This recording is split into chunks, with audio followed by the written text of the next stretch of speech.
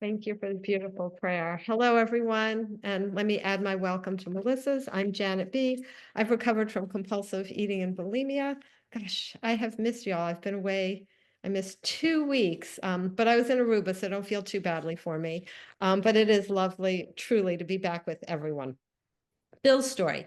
So Bill tried 10 things that didn't work and ultimately found the only one that did, the thing that works for all of us addicts. So if you have your book, Bill's story opens on page 1, and he talks about at the beginning going to war.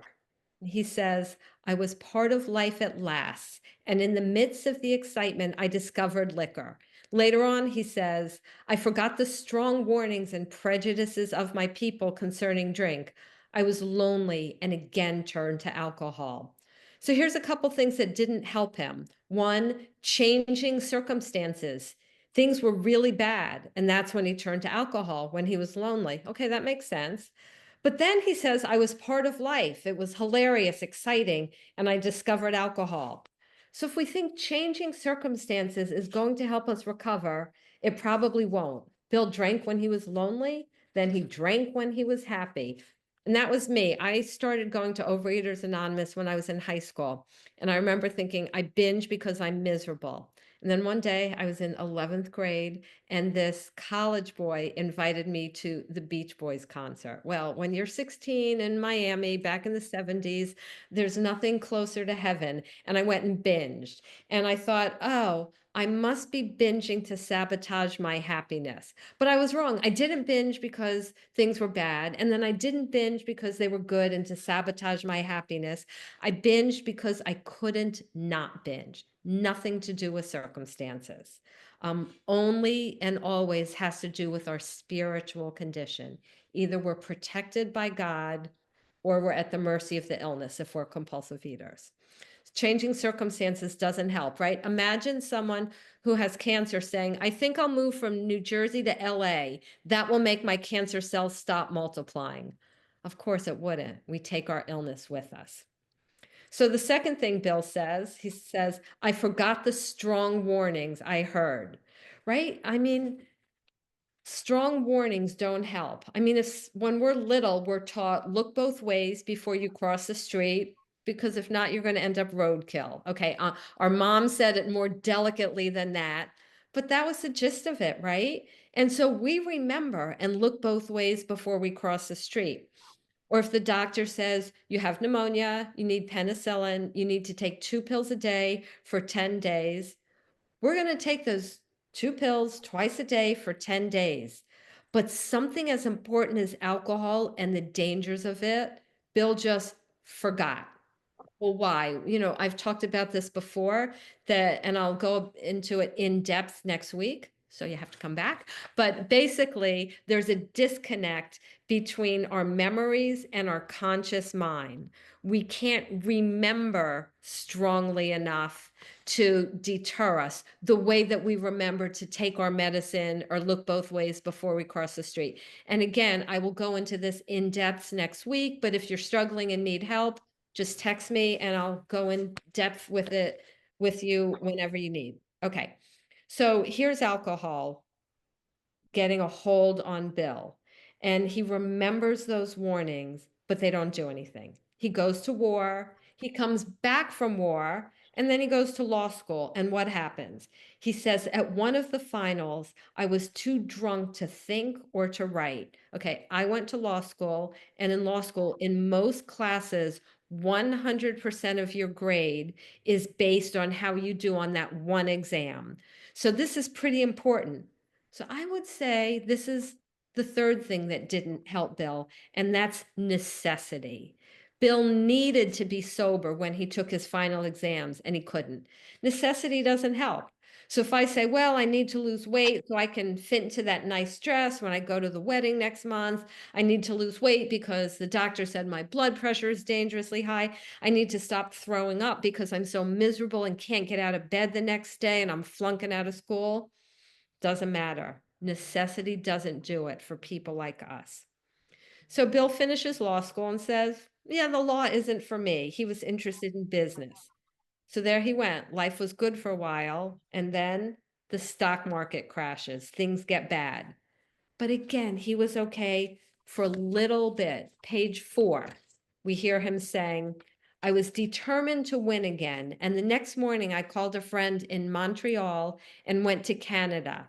So again, he's trying the geographic, but he's able to stop for short periods of time until page 5, where he says, liquor ceased to be a luxury. It became a necessity. See, at some point, maybe all of us could have stopped. A lot of us can think back to a time where, yeah, maybe we could have stopped if we wanted to. I actually can't. By the age of 4, I couldn't have stopped. But there was Bill. He crossed that line. Liquor wasn't a luxury, it was a necessity. And once we cross the line where it's a necessity, we cannot save ourselves anymore. Weight Watchers won't save us. The warning of other people won't save us. Our best effort and the best food plan won't save us. We need to be rescued. It's like we're in quicksand or an undertow. We can't rescue ourselves anymore. So then Bill says things get worse. He loses his house. I mean, that's pretty bad. Then he says, well, ever the optimist, I got this great business opportunity. Says things are going to work out. And then he went on a prodigious bender. I haven't looked that word up yet. I don't know what the word prodigious mean, but I'm assuming it means something like a really bad bender. And so his business opportunity vanished. So here he is. And what does he do? He says, I woke up. This had to be stopped. I saw I could not take so much as one drink. So he knew his alcoholic threshold, which was 0. Just like we could know our alcoholic foods. He knew his alcohol threshold. He couldn't have even one drink. He said, I'm through. I had written lots of sweet promises before, but my wife happily observed, this time I meant business, and so I did. So the fourth thing he tried, number 4, commitment, really meaning business. Well, that doesn't help. Let's go back to our poor cancer patient whose cancer cells are multiplying. And she says, I am committed to make my cancer cells stop multiplying. Well, our hearts would break because we know no matter how sincere that person was, she couldn't do it. She doesn't have the power. Commitment alone won't do it because lack of commitment isn't our problem. Our problem is lack of power. So what happens to poor Bill? He means business, but he keeps getting drunk. And he says, I began to wonder if I was crazy. I'm on the bottom of page 5. For such an appalling lack of perspective seemed near being just that, a lack of perspective.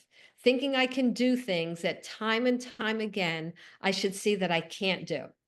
So I sometimes still think I have the knees of a 20 something. So I'll go to the gym and I'll do like some really heavy squats and leg presses, and I'll come home and I'll have to like ice my knees and not work out for a while because I'm not 24, I'm 64 and I can't work out like I'm 24.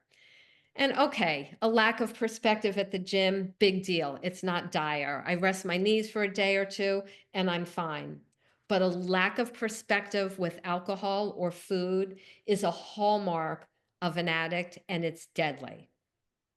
So what happens to our friend Bill? One day he goes into a cafe to use a telephone.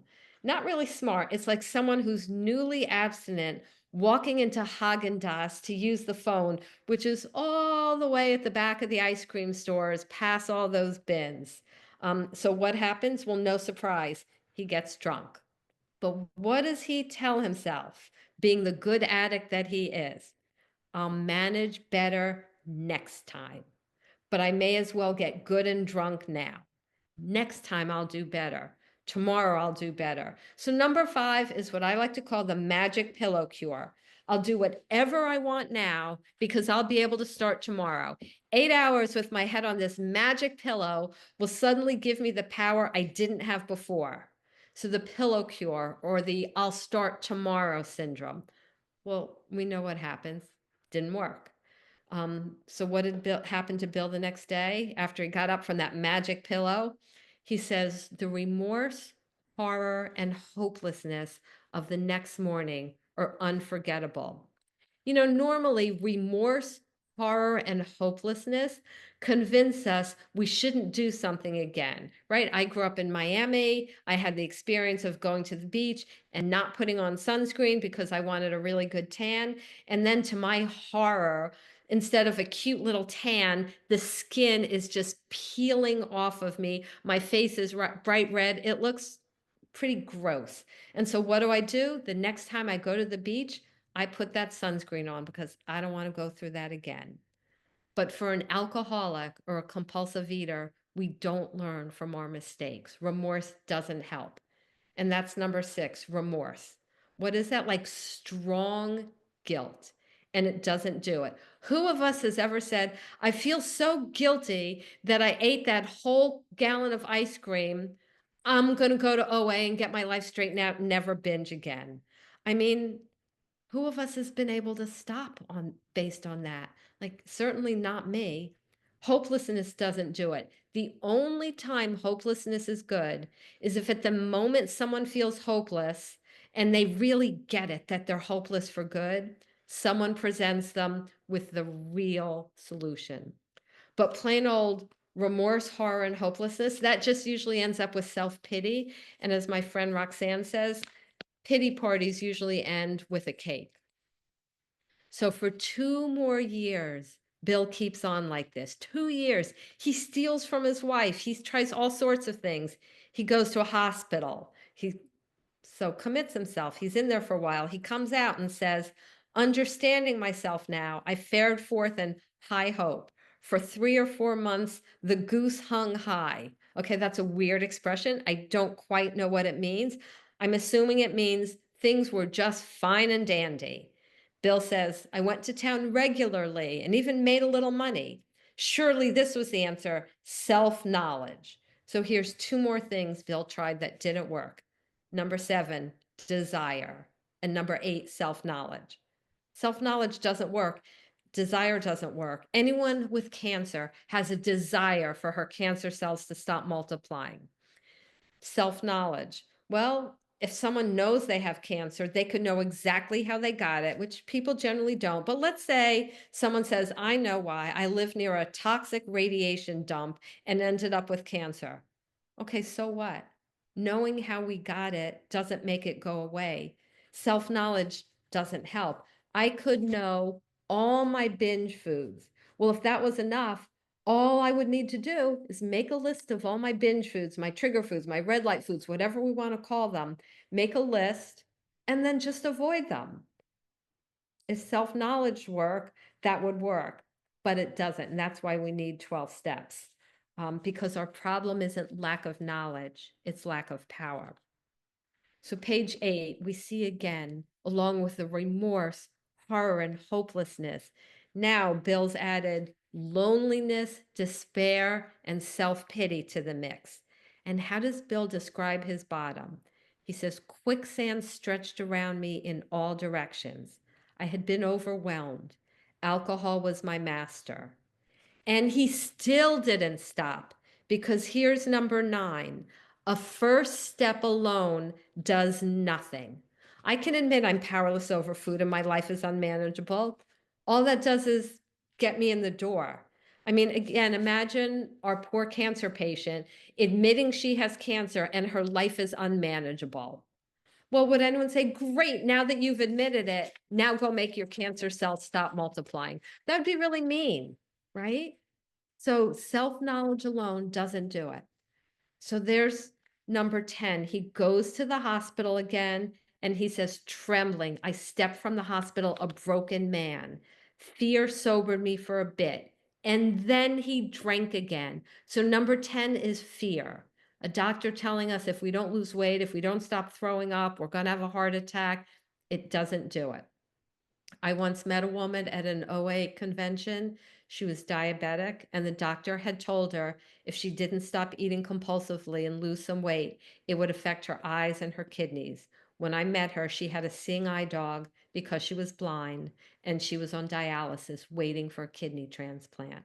Fear doesn't do it because fear can't infuse us with power, and that's what we need. Okay, so here's poor Bill. He's tried everything And he realizes the gravity of his situation. Everyone has become resigned to the certainty that he would have to be shut up somewhere or would stumble along to a miserable end.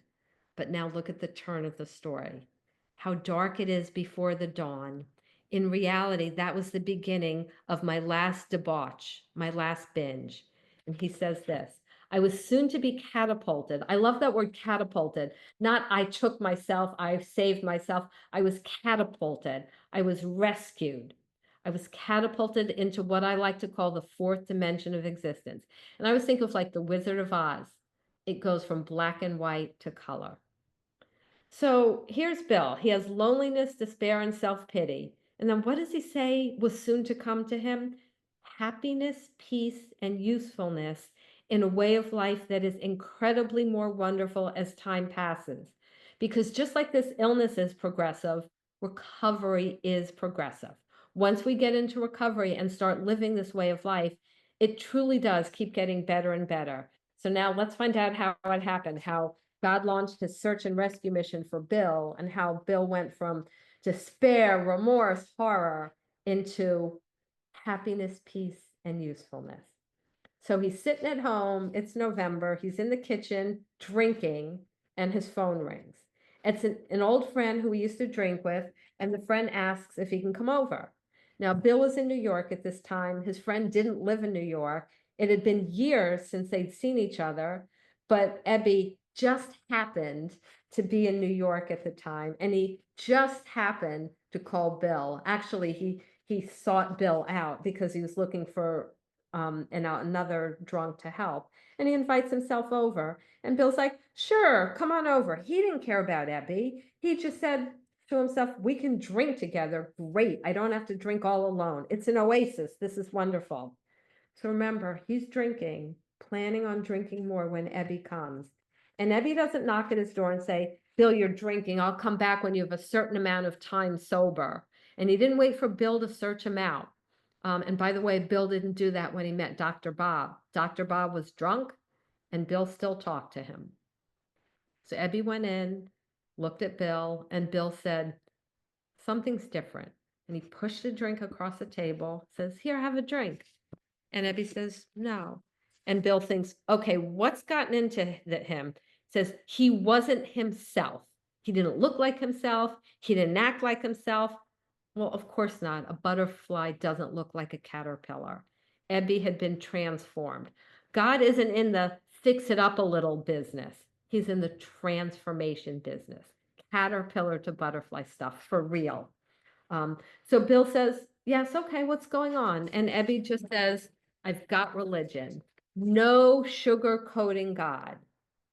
So he didn't just say, well, Bill might not like me talking about God, so let me start small. He said, I've got religion. But let's be clear what the definition of religion is, because it doesn't have to do with churches, synagogues, clergymen, anything like that. It's the belief in and worship of a superhuman controlling power, especially a personal God. So when we say God as I understand him, it's not doorknob as I understand him or light bulb as I understand him, because the definition is the belief in and worship of a superhuman controlling power, especially a personal God. Now, I might conceive of God differently than you conceive of God, but I think we can agree that a light bulb is not a superhuman controlling power that can be personal to us. And I certainly cannot worship a doorknob. That would just be silly. So Ebie didn't sugarcoat God. He didn't dummy it down so it would appeal to Bill. He didn't give God some pet name. He just said, I've got religion. And Bill's reaction was the way some people's are. Bill says, I was aghast. Like, what the heck? Here was an alcoholic crackpot before. Now he's a religious crackpot. But he said, it's okay. Let him talk. My gin will last longer than his words. But Ebie didn't rant. He just quietly said he'd been so drunk. He was about to be committed for alcoholism. And two men appeared to court to persuade the judge to suspend his commitment. One of the men who persuaded the judge was a recovered alcoholic, and the judge just happened to be his uncle. And they said, Judge, give us a little time. We know what can help them. A combination of two things, a simple religious idea. Imagine using that word in court, right? A simple religious idea. Again, belief in and worship of a superhuman controlling power, especially a personal God. A simple religious idea and a practical program of action. Clean house, do God's will as best you can and trust Him with the outcome, clear away the wreckage of your past and help others. And Ebby said that was 2 months ago, and the result was self-evident. 2 months, and it worked. That means anyone who is here, it's the middle of February, March, April, by mid to end April, if you're eating now and you're willing to do the work, you can be recovered and helping people by the end of April. So there's Ebby. 2 months, he's recovered, and he's thinking, who can I help? He's in New York on business. He says, let me call my old friend Bill.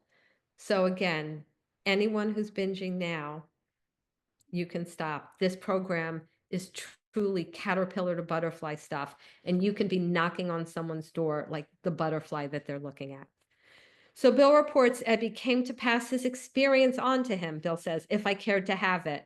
He says, I was shocked, right? He was aghast. Look at how Ebby's presenting himself. He says, but I was interested.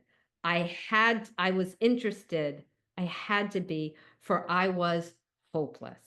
So someone comes around and they don't feel hopeless. It's like, yeah, I'd like to lose 5 pounds to look good for my high school reunion, and that's it. They're probably not going to be interested because this program is a lot of work. But when someone is hopeless, we want them to feel hopeless. We don't want to tell people, oh, don't worry, it'll get better. You know what? It doesn't get better. I was going to meetings when I first started. I was throwing up, I don't know, twice a week. And 6.5 years later, with people just telling me, don't worry, it'll get better, I was throwing up to 6 times a day and needed major surgery on my esophagus. Just going to meetings doesn't make things better. It'll get worse.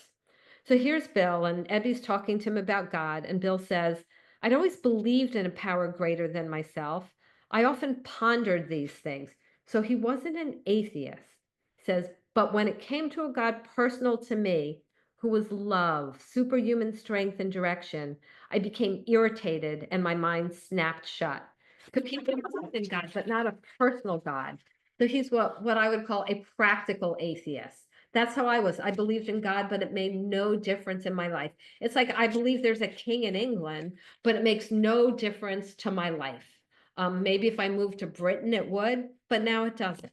And so I was like, Bill, I believed in God, but wasn't really interested in anything he might say to me. In fact, I didn't think he would bother saying anything to me. But here's how Ebby described God to Bill: love, superhuman strength, and direction. That's what God is, he said. So Bill says, he thought about it. He says, I had religion when I was younger, and I adopted those parts which seemed convenient and not too difficult. The rest I disregarded. Well, isn't that how a lot of us use religion, or even these 12 steps? We'll do the parts that are convenient and not too hard. So Bill had to do some soul searching. He was saying, like, okay, I want to believe in God, but there were things that got in his way. He had legitimate things to deal with. Remember, he'd been to war. So he said the war, the burnings. I mean, think about what that means. He may have seen like whole towns burnt out, maybe seen bodies burnt out. Imagine the horror of being in that. And he says, the war, the burnings, the chicanery. He says, these things made me sick. And judging what I've seen in Europe and since, the power of God in human affairs was negligible. If there was a devil, he seemed the boss. So Bill had witnessed a lot of calamity and he was stuck. Like, why is there all this suffering? And, it seems like he earnestly questioned it. And what did Ebby do? He didn't get into some big theological debate like about, well, does God cause suffering or does he just allow it or whatever? He basically just says, Bill, I don't know. All I know is God is good. And when I surrendered my life to him, the obsession to drink was taken out of me. And I guess that's how we can deal with certain things. Like, I don't know why God allows human trafficking. If I were God, I would just smite every single trafficker with a plague of boils. Why did my dad suffer with Parkinson's? And then after my mom nursed him to health, she got stricken with Alzheimer's. I don't know. And I just have to be content with not knowing this side of heaven. Hopefully, then I will, but not now. And I'm okay with it. God's got a plan, and it's okay if I don't understand it. So, what does Ebby do? He simply tells Bill God did for him what he couldn't do for himself. He said, I admitted defeat. So, after he admitted defeat, he said, I had been raised from the dead. Isn't that us? I know I felt like a walking dead person. Ebby said he had suddenly been taken, didn't take himself, taken from the scrap heap to a level of life better than the best he had ever known. He was rescued, rescued from a scrap heap of existence to a life better than he could have imagined. And he said, did this power originate in me? Obviously, it did not. But there was a power he had access to. And there was a power that I had access to, that all of us can access. That's all we need. I don't need to generate electricity myself. I just need to be able to access it. And that's the same with the power of God. And that's what these 12 steps do, teach us how to access that power. So because Bill knows he's hopeless, he's open-minded, and he's like, maybe these religious people are right after all, because Ebby is not the same Ebby. And he says, I love this line. My ideas about miracles were drastically revised right then. Never mind the musty past. Here sat a miracle directly across the kitchen table. He shouted great tidings. Great tidings just means good news. When we think of miracles, I mean, I think of things like Moses parting the Red Sea and stuff like that. And Bill was saying, yeah, that's all in the past, well and good for Sunday school. But here sat a miracle in my kitchen, a man who was once one way and is now another way. That's the kind of miracle I can be interested in. And that is the only solution that this program offers, miracles. What's the definition of a miracle? A surprising and welcome event that is not explicable by natural or scientific law and is therefore considered to be the work of a divine agency. All I know is that 1 minute I was stuffing bagel chips down my throat behind a locked bathroom door, went to a meeting, got a sponsor, went out to the parking lot and said, God, I know nothing and I'm willing to start over. And that was it. I mean, no natural scientific law could explain that. So there's Bill. He saw Ebby was totally different. Page 12, he says, his roots grasped a new soil. It's like he had a root transplant, right? Became a different person. But he's still not sure. He's still a little prickly about God. So Ebby says, why don't you choose your own conception of God? And he says, that did it. Said, all I had to do was be willing. Nothing more was required of me to make a beginning. So willing to believe in God. Okay, what does that mean in practical terms? How can we be willing to believe? So I think we can do something like this.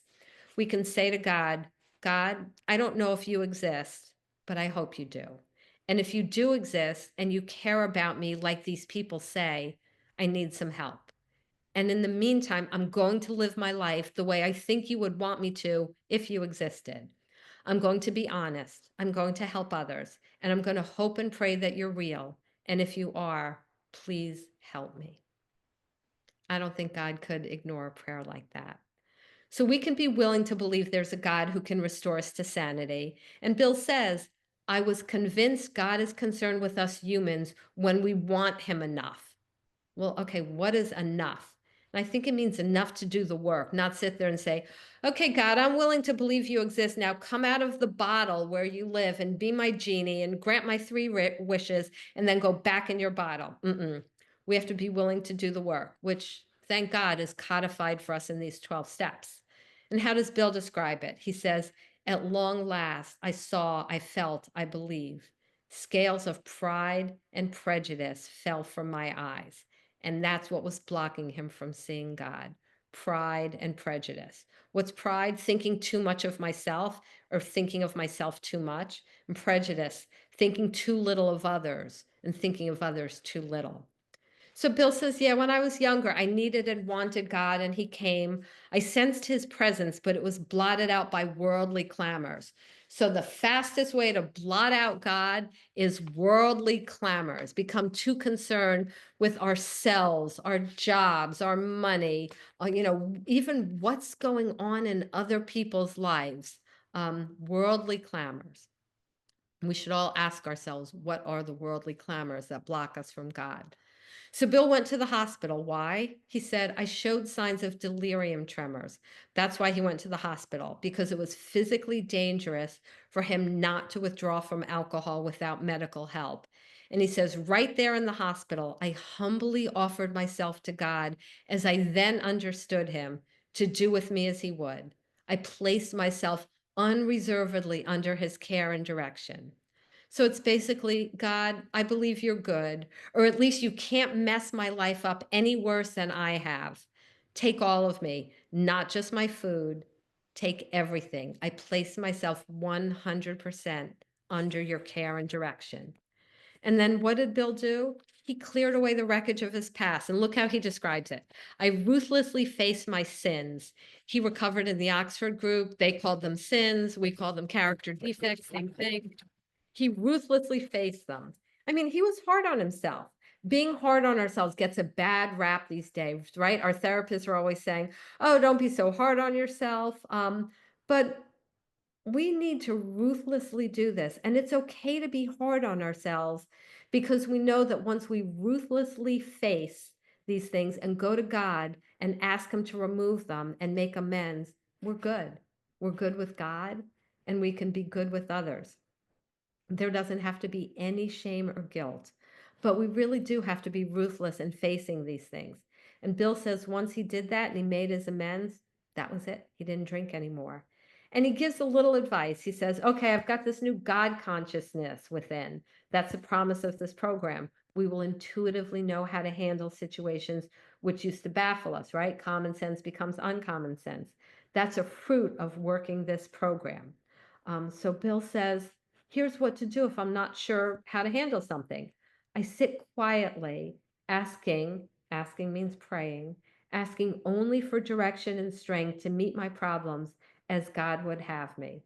So when we're not sure what to do, we don't pick up the phone and call 17 people. We get quiet and ask God for strength and direction.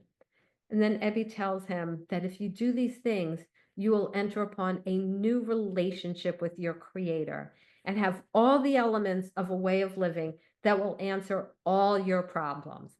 And I think that's the mission statement of this book, to get a new relationship with our creator, where he's God, I'm not, and I'm surrendered to him. And then by working this program, I have the elements of a way of living which answer all my problems, my marriage problems, my work problems, my get the kids through their teenage years problems, my health problems. This program teaches me how to deal with all of them. So Bill tries to sum up what's necessary to recover.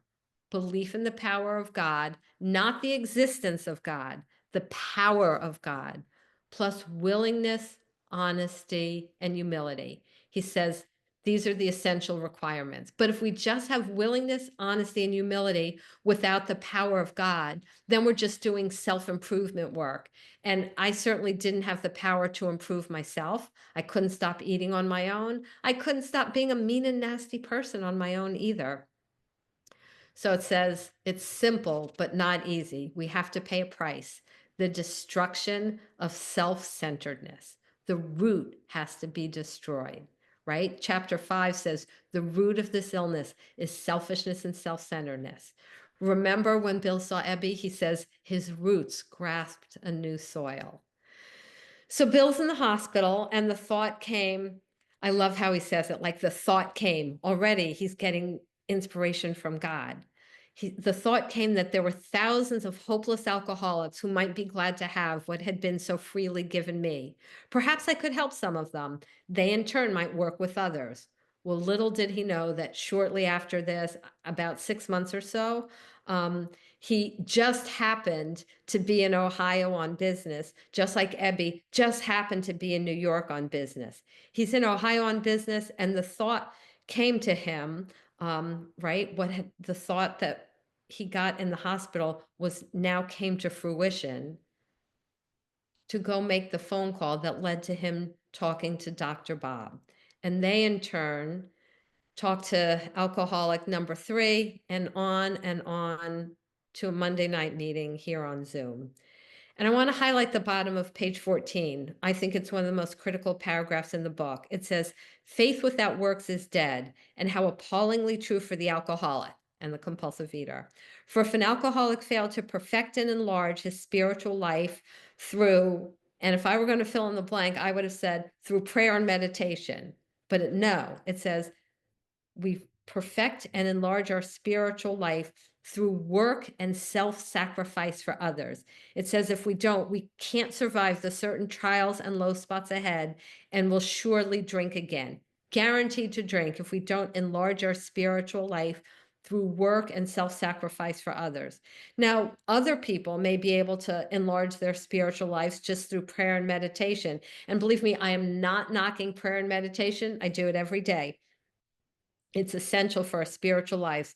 But we are people, for whatever reason, we grow spiritually through work and self-sacrifice for others. That's just how our spiritual muscles grow. So Bill says, I did this work, but sometimes I was plagued by waves of self-pity and resentment. So it doesn't mean that once we go through the steps, we're going to feel on cloud 9 all the time. We're still going to get resentful. We're still going to get self-pity. And he says, when all other measures failed, work with another alcoholic would save the day. It's a design for living that works in rough going. Um, I don't know. I guess there's certain types of cars, like there's Fords and Chevys, and they're made different way, and they run on gas. But now there's, I forget a Tesla.